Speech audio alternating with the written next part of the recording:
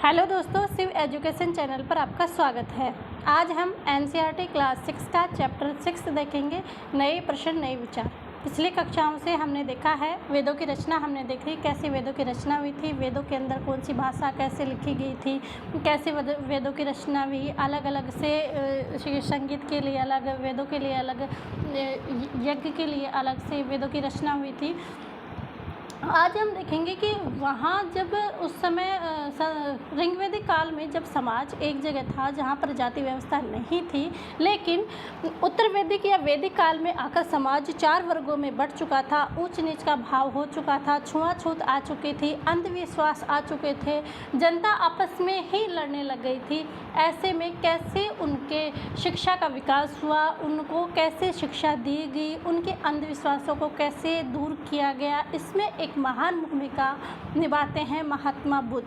उसकी कहानी हम आज के चैप्टर में देखेंगे कि महात्मा बुद्ध ने कैसे उन चीज़ों को देखा, यानी उस समय कैसे उन्होंने ज्ञान दिया। ये एनसीईआरटी क्लास 6 का चैप्टर हम आज पढ़ते हैं। चलिए करते हैं स्टार्ट।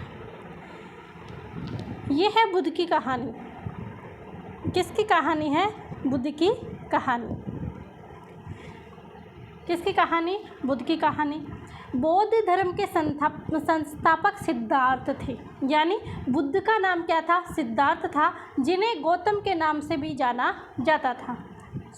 इनके बचपन का नाम क्या था? सिद्धार्थ था, जिनको गौतम के नाम से भी जानते थे। और इन्हें हम महात्मा बुद्ध के नाम से जब उनको ज्ञान प्राप्त हो गया था उसके बाद से जानने लगे हैं। उनका जन्म लगभग 2500 वर्ष पूर्व हुआ था। कब हुआ था?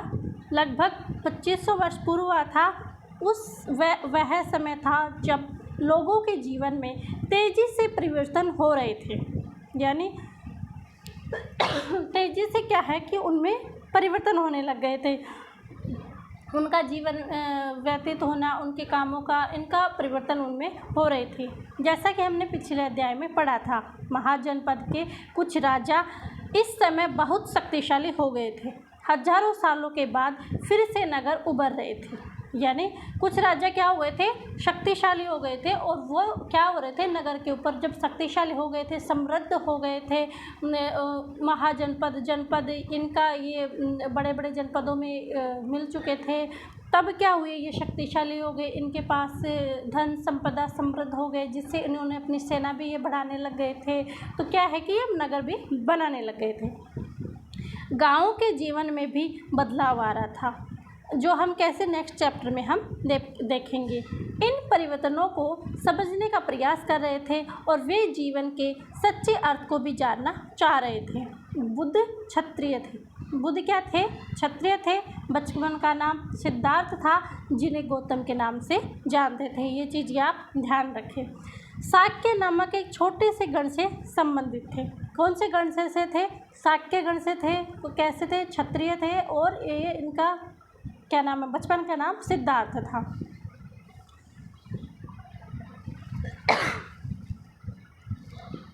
युवावस्था में ही ज्ञान की खोज में उन्होंने घर के सुखों को छोड़ दिया था।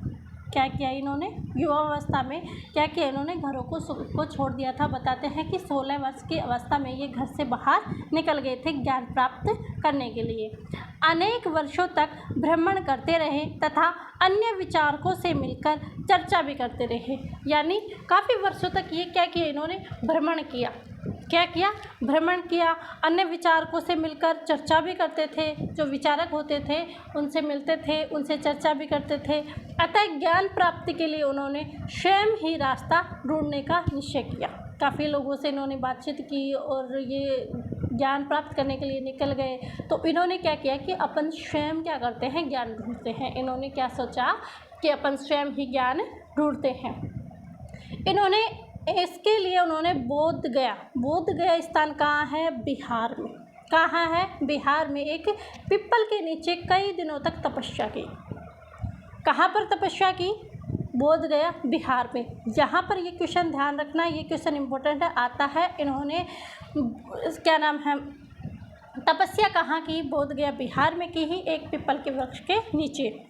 अतः उन्हें ज्ञान प्राप्त हुआ। इसके बाद से वे बुद्ध के रूप में जाने लगे। पहले बुद्ध नहीं थे, पहले उनका नाम सिद्धार्थ था और उन्हें गौतम के नाम से जानते थे। कन्फ्यूजन मत होना। एक चीज़ हम और भी पढ़ते हैं कि सिद्धार्थ किसके पिता का नाम था। आप हमें कमेंट करके बताएं कि सिद्धार्थ किसके पिता का नाम था। सिद्धार्थ महावीर जी स्वामी थे, उनके पिता का नाम सिद्धार्थ था, बल्कि बुद्ध के बचपन का नाम क्या था? सिद्धार्थ था। अतः उन्हें ज्ञान प्राप्त हुआ। कहाँ हुआ? बोध गया बिहार में पीपल के वृक्ष के नीचे इन्हें क्या प्राप्त हुआ? ज्ञान प्राप्त हुआ। इसके बाद वे बुद्ध के रूप में जाने लगे। पहले बुद्ध के रूप में नहीं जानते थे, ज्ञान प्राप्त करने के बाद वो क्या नाम से जाने लगे? बुद्ध के नाम से जानने लगे। यहाँ से वे वाराणसी के निकट स्थित सारनाथ गए। कहाँ से? बोध गया बिहार में क्या किया उन्होंने? तपस्या की पीपल के वृक्ष के नीचे, और फिर वहाँ से सारनाथ गए, जहाँ उन्होंने पहला उपदेश दिया। क्वेश्चन यहाँ से बनता है कि सबसे पहले उपदेश उन्होंने कहाँ दिया? सारनाथ। कहाँ दिया? सारनाथ में। कुशीनारा में मृत्यु से पहले का शेष जीवन उन्होंने पैदल की एक स्थान से दूसरे स्थान की यात्रा की करने और लोगों को शिक्षा देने में व्यतीत किए। इनकी मृत्यु कहाँ हुई थी? कुशीनारा में हुई थी। उससे पहले ये क्या करते थे? एक जगह से दूसरे जगह जाते थे, ज्ञान देते थे, क्योंकि उस समय दुनिया अंधविश्वासों के अंदर बहुत ज़्यादा तृप्त हो चुकी थी। महिलाओं की स्थिति बहुत ही कष्ट में, बहुत ही दर्द पीड़ा होती थी। दासों के साथ बहुत बुरा व्यवहार किया जाता था। ऐसे में ये क्या करते थे? ज्ञान के लिए एक जगह से दूसरी जगह जाते रहे, और इनकी मृत्यु क्या हुई थी? कुशीनारा में इनकी मृत्यु हुई थी, और इन्होंने बोध गया बिहार में ज्ञान प्राप्त किया था और पहला उपदेश सारनाथ में दिया था।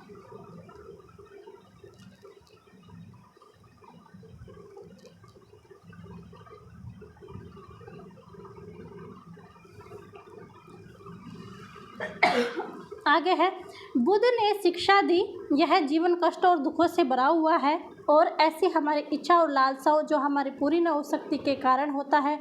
कभी कभी हम चाहते हैं, वह प्राप्त कर लेने के बाद भी संतुष्ट नहीं होते। हम कई बार क्या, अभी भी हम देखते हैं कि हम कोई भी चीज़ लेते हैं, जब हमें वो मिल जाती है उसके बाद उससे संतुष्ट नहीं होते। उसके बाद देखते हैं कि इससे भी अच्छी हमें और चीज़ मिल जाए, बल्कि हम उससे संतुष्ट नहीं होते और अधिक अथवा अन्य वस्तुओं को पाने की इच्छा करने लगते हैं। बुद्ध इस लिप्सा को तृष्णा कहा, यानी उन्होंने तृष्णा की परिभाषा बताई है। तृष्णा किसे कहा बुद्ध ने? तृष्णा उसे कहा कि जब हम किसी चीज़ को पाने के लिए कोशिश करते हैं, वो चीज़ हमें मिल जाती है, फिर हम उससे संतुष्ट नहीं होते और फिर उससे बड़ी चीज़ या उससे महंगी चीज़ हम पसंद करने लग जाते हैं, उससे हम संतुष्ट नहीं होते। इसे क्या कहते हैं? तृष्णा। बुद्ध ने शिक्षा दी, आत्मसंयम अपनाकर हम ऐसी लालसा से मुक्ति पा सकते हैं। यानी हम इस तृष्णा से मुक्ति कैसे पा सकते हैं? हम आत्मा में, यानी हम खुद पे नियंत्रण करके इस लालसा से मुक्ति पा सकते हैं। ये किसने कहा? बुद्ध ने। बुद्ध शिक्षा देते थे, वो ऐसे बताते थे कि जब हम कोई चीज़ चाहती है, हम उससे संतुष्ट नहीं होते, तो उसे क्या कहते हैं? तृष्णा कहते हैं। और तृष्णा का इलाज क्या है? भाई हमें तृष्णा तो होती है, लेकिन इसका इलाज है आत्मसंयम, खुद पर नियंत्रण रखो। उन्होंने लोगों को दयालु होने तथा मनुष्य के साथ साथ जानवरों के जीवन का भी आदर करने की शिक्षा दी। क्यों दी? क्योंकि उस समय क्या थे? शिकार बहुत ज़्यादा बढ़ रहे थे। राजा शिकार करते थे और अपने आप को महान साबित करते थे, शिकार बहुत ज़्यादा करते थे। तो ऐसे जानवरों की, ऐसे उन्होंने सोचा कि ऐसे अगर इनकी निर्दय हत्या करते जाएंगे तो एक दिन इनका अंत हो जाएगा, जानवरों की कमी हो जाएगी। तो उन्होंने कहा कि मनुष्य के साथ साथ जानवरों का भी जीवन का आदर हमें करना चाहिए। वे मानते थे कि हमारे कर्मों के परिणाम, चाहे वे अच्छे हो या बुरे, हमारे कर्म चाहे अच्छे हो या बुरे, हमारे वर्तमान जीवन के साथ साथ बाद के जीवन को भी प्रभावित करते हैं। बुद्ध ने अपनी शिक्षा सामान्य लोगों की प्राकृत भाषा में दी। उस समय सामान्य भाषा कैसी थी? प्राकृत भाषा थी। और वैसे विद्वानों की भाषा कौन सी थी? संस्कृत थी। इससे सामान्य लोग भी उनके संदेश को समझ सके, क्योंकि विद्वान लोग संस्कृत बोलते थे तो सामान्य जनता थी वो संस्कृत नहीं समझ सकती थी। लेकिन जो जन सामान्य की भाषा उस समय प्राकृत थी, तो उन्होंने क्या किया, उपदेश भी प्राकृत में ही दिए, जिससे क्या है कि लोगों को समझ में आने लगा, उनको बोरिंग नहीं लगा। वेदों की रचना के लिए किस भाषा का प्रयोग हुआ था? वेदों के समय जो हुआ था वो कैसी थी? वैदिक संस्कृत की भाषा थी। बुद्ध ने कहा कि लोगों को किसी शिक्षा को केवल इसलिए नहीं स्वीकार करें कि यह उनका उपदेश है, बल्कि वे अपने विवेक से मापें। बुद्ध ने कहा कि आप मेरी न माने कि मैं जो उपदेश दे रहा हूँ वो स्वीकार नहीं करें, बल्कि उसे अपने विवेक यानी दिमाग से मापें, यानी देखो कि वो सही है या गलत, वास्तविकता में वो सही है या ना गलत, ऐसा आप ज़रूर सोचें। मैं जो उपदेश दे रहा हूँ ऐसा नहीं है कि आप वैसा ही मानो, लेकिन अपने दिमाग से ज़रूर सोचो। ये किसने कहा था? बुद्ध ने कहा था। ये क्या है? सारनाथ स्तंभ। क्या है? सारनाथ स्तंभ। इस इमारत को स्तूप के नाम से जाना जाता है। किसको? सारनाथ स्तूप को। सारनाथ जहाँ पर पहला उपदेश दिया था, कहाँ दिया था? सारनाथ में। यहीं पर बुद्ध ने अपना सर्वप्रथम उपदेश दिया। इसी घटना की स्मृति में यहाँ स्तूप का निर्माण किया गया। अध्याय 11 में इन स्तूप के बारे में हम और अधिक जानेंगे। नेक्स्ट चैप्टर में हम पढ़ेंगे कि इन स्तूप के बारे में हम पढ़ेंगे। सारनाथ स्तूप, जहाँ पर सबसे पहले बुद्ध ने उपदेश दिया था।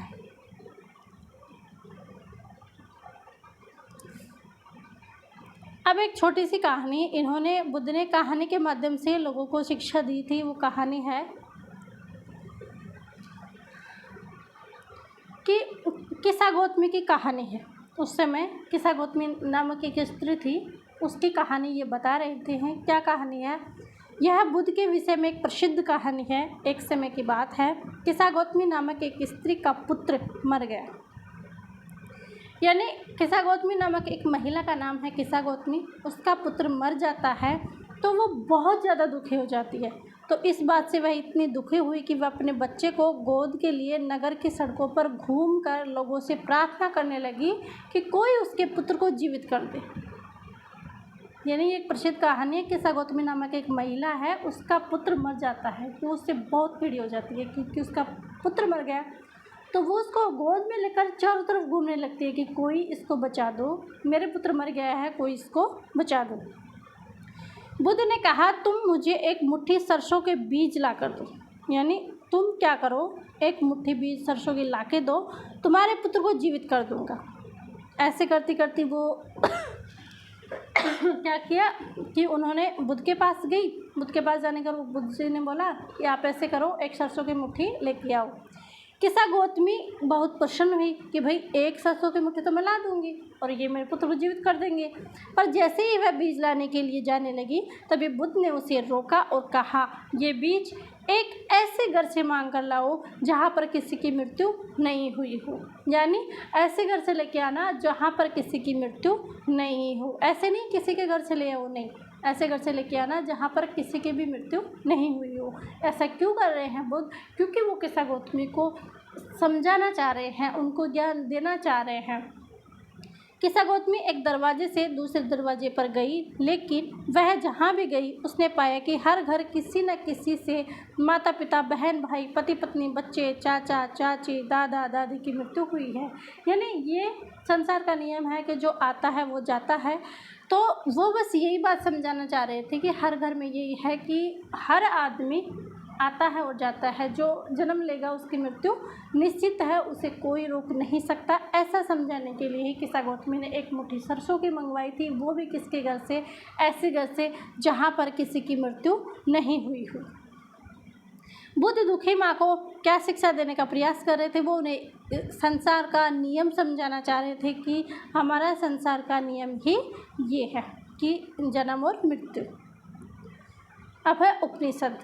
जिस समय बुद्ध उपदेश दे रहे थे उसी समय या उससे भी थोड़ा पहले दूसरे अन्य चिंतक भी कठिन प्रश्नों का उत्तर ढूंढने का प्रयास कर रहे थे, क्योंकि विचारक तो अपना काम करते ही हैं, विद्वान अपना काम कर ही रहे हैं। बुद्ध अपना ज्ञान प्राप्त करने के लिए चले गए थे। उसी समय या उससे थोड़ा पहले बहुत से चिंतक ने क्या किया था कि उनके कुछ क्वेश्चन थे, उनके कुछ प्रश्न थे, उनका जवाब ढूंढने के लिए वो जा रहे थे। उनमें से कुछ मृत्यु के बाद के जीवन के बारे में जानना चाहते थे कि आखिर मृत्यु के बाद क्या होता है, ऐसा उनका क्वेश्चन था। जब अन्य यज्ञों की उपयोगिता के बारे में जानने को उत्सुक थे, इनमें से अधिकांश चिंतकों का मानना था कि इस विश्व में कुछ तो ऐसा है जो कि स्थायी है। यानी ये चीज़ हो रही थी कि उस समय से बोलते थे जो आदमी आता है वो मरता है, लेकिन मरने के बाद क्या होता है, ऐसे उनके प्रश्नों को लेकर वो घूम रहे थे, डोल रहे थे। कुछ चिंतकों को ऐसे लगा कि कुछ तो स्थायी है जो मृत्यु के बाद भी बचा रहता है। कुछ चिंतक बोलते हैं कि कुछ तो स्थायी है जो मृत्यु के बाद भी बचा रहता है। उन्होंने इसका वर्णन आत्मा तथा ब्रह्मा तथा सर्वभौम आत्मा के रूप में किया। बाद में उन्होंने किया कि मरने के बाद क्या बचती है। उन्होंने कहा कि मरने के बाद एक आत्मा ही रहती है, वो अमर है, वो हमेशा जीवित रहती है, कभी उसका अंत नहीं है। आत्मा ही ब्रह्मा है, ब्रह्मा ही आत्मा है। वे मानते थे कि अंत है आत्मा एवं ब्रह्मा एक ही है। लास्ट तक देखोगे ब्रह्मा और आत्मा एक ही है, उसका अंत नहीं है। आदमी जब जन्म और मृत्यु होती है तो एक कपड़े की भांति होती है, यानी जब हम पुराने कपड़े त्याग कर नए वस्त्र धारण करते हैं, वैसे ही इन्होंने बताया कि हमारी आत्मा भी पुराने कपड़े यानी पुराना शरीर को बदल कर दूसरे शरीर में चेंज हो जाती है। हमारा शरीर नश्वर है, आत्मा नश्वर नहीं है। आत्मा ही परमात्मा है, आत्मा ही ब्रह्मा है, अनंत है। आत्मा कभी मरती नहीं है, वो स्थायी है। ऐसे कई विचारों का संकलन उपनिषदों में हुआ। उपनिषद उत्तर वैदिक ग्रंथों का हिस्सा थे। क्या थे उपनिषद? उत्तर वैदिक ग्रंथों का हिस्सा थे। उपनिषद का शाब्दिक अर्थ है गुरु के समीप बैठना। उपनिषद का अर्थ क्या है? गुरु के समीप बैठना। इन ग्रंथों में अध्यापक और विद्यार्थियों के बीच बातचीत का संकलन है, यानी काफ़ी क्वेश्चन विद्यार्थियों के लिए गए, उनके आंसर दिए गए, अध्यापकों के बीच के जो वार्तालाप हुआ था वो किया गया। प्राय ये विचार सामान्य वार्तालाप के रूप में प्रयुक्त किए गए। भारतीय दर्शन की 6 पद्धतियाँ यानी 6 दर्शन कौन से हैं?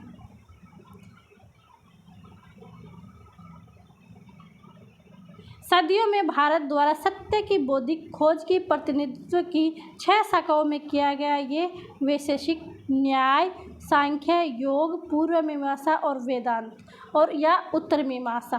पूर्व मीमांसा, उत्तर मीमांसा, पूर्व मीमांसा या वेदांत, ये क्या है? भारतीय दर्शन की 6 पद्धति यानी 6 दर्शन कौन से हैं? वैशेषिक, न्याय, सांख्य, योग, पूर्व मीमांसा, वेदांत या उत्तर मीमांसा। ये ध्यान रखना, ये एग्जाम के लिए इम्पोर्टेंट है। ये 6 पद्धतियों की स्थापना क्रमशः ऋषि कणद, गौतम, कपिल, पतंजलि, जैमिनी और व्यास द्वारा मानी जाती है। ऐसा मानते हैं कि ये 6 दर्शन, 6 पद्धतियाँ 6 ऋषि मुनियों ने दिया था। और ये ऋषि मुनि भी, आप इनका नाम भी ध्यान रखें कि कौन कौन से ऋषि मुनि थे और कौन कौन से दर्शन उन्होंने दिए थे। देश की बौद्धिक चर्चा को दिशा देते हुए जर्मन मूल के ब्रिटिश भारतविद फ्रेडरिक मैक्स मूलर के अनुसार दर्शन की 6 शाखाओं का विकास कई पीढ़ियों के दौरान व्यक्तिगत विचारों के योगदान से हुआ। यद्यपि ये एक दूसरे से भिन्न दिखते हैं, तथापि सत्य ही इनकी समझ में आधारभूत तालमेल दिखता है, यानी सत्य ही सही है। सत्य को स्वीकार किया। आज हमने इनके उपनिषद के बारे में देखा और एक बुद्ध की कहानी समझने की कोशिश की। क्या की? बुद्ध की कहानी समझने की कोशिश की। एनसीईआरटी सीटेट में बहुत इम्पोर्टेंट है। एनसीईआरटी अगर हमने पढ़ लिया तो हमारा बेसिक कंप्लीट हो जाता है। हमें फैक्ट याद नहीं करने हैं। एक बार एनसीईआरटी आप पढ़ लोगे तो ये कहानियाँ हैं आपके दिमाग में छप जाएगी। क्योंकि एनसीईआरटी क्यों पढ़ना चाहिए? क्योंकि एनसीईआरटी से जब क्वेश्चन आते हैं तो सत्य असत्य में आते हैं, तो हम कोई बुक में ऐसे देख के सत्य असत्य नहीं करते। हमने बुद्ध की कहानी पढ़ी, सारी लाइनें हमारे पढ़ते पढ़ते याद हो गई, हमें अलग से पढ़ने की आवश्यकता भी नहीं रही। तो ऐसे में क्या है, हमारे कॉन्सेप्ट क्लियर हो गए और हमें ज़्यादा बिना प्रेशर दिए अच्छे से याद भी हो गया। इसलिए आप एनसीईआरटी ज़रूर पढ़ें। जो सीटेट दे रहे हैं वो एनसीईआरटी ज़रूर पढ़ें, तभी आपके एसएसटी के पूरे में से पूरे क्वेश्चन सही होंगे। यह वीडियो आपको कैसा लगा आप कमेंट करके ज़रूर बताएं और वीडियो को लाइक, शेयर एंड सब्सक्राइब ज़रूर कीजिए। आप सभी का धन्यवाद। Thank you.